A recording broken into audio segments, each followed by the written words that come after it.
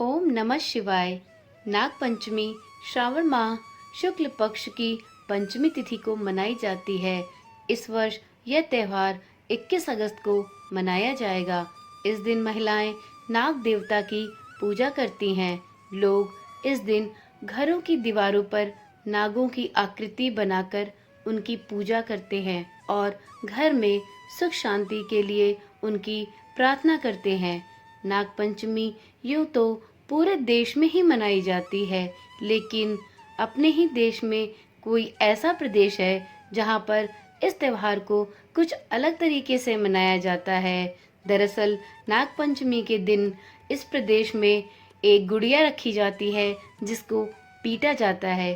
तो चलिए जानते हैं इस परंपरा के बारे में और ये भी जानते हैं कि यह परंपरा भारत के किस प्रदेश में मनाई जाती है। नाग पंचमी की इस परंपरा के दौरान महिलाएं घर के पुराने कपड़ों से गुड़िया बनाकर चौराहे पर लटकाती हैं। फिर बच्चे उन्हें डंडों से पीटकर खुश होते हैं।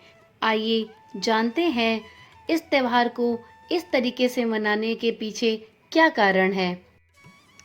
प्राचीन समय की एक कथा प्रचलित है। उसके अनुसार एक लड़की थी।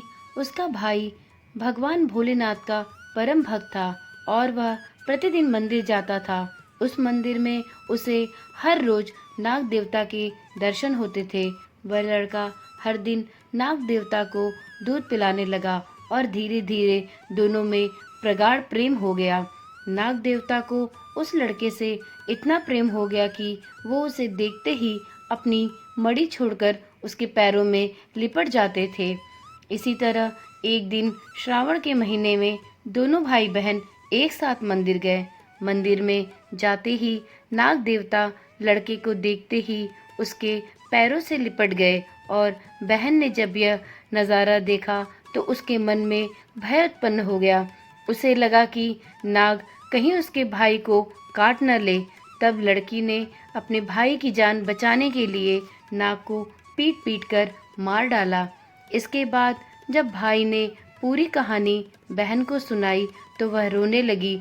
फिर वहां उपस्थित लोगों ने कहा कि नाग देवता का रूप होते हैं, इसलिए तुम्हें दंड तो मिलेगा ही। चूंकि यह पाप अनजाने में हुआ है, इसलिए कालांतर में लड़की की जगह गुड़िया को पीटा जाएगा। इस तरह गुड़िया पीटने की परंपरा प्रारंभ हो गई।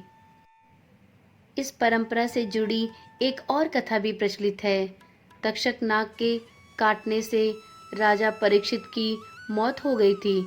समय बीतने पर तक्षक की चौथी पीढ़ी की कन्या राजा परीक्षित की चौथी पीढ़ी में ब्याह कर आई।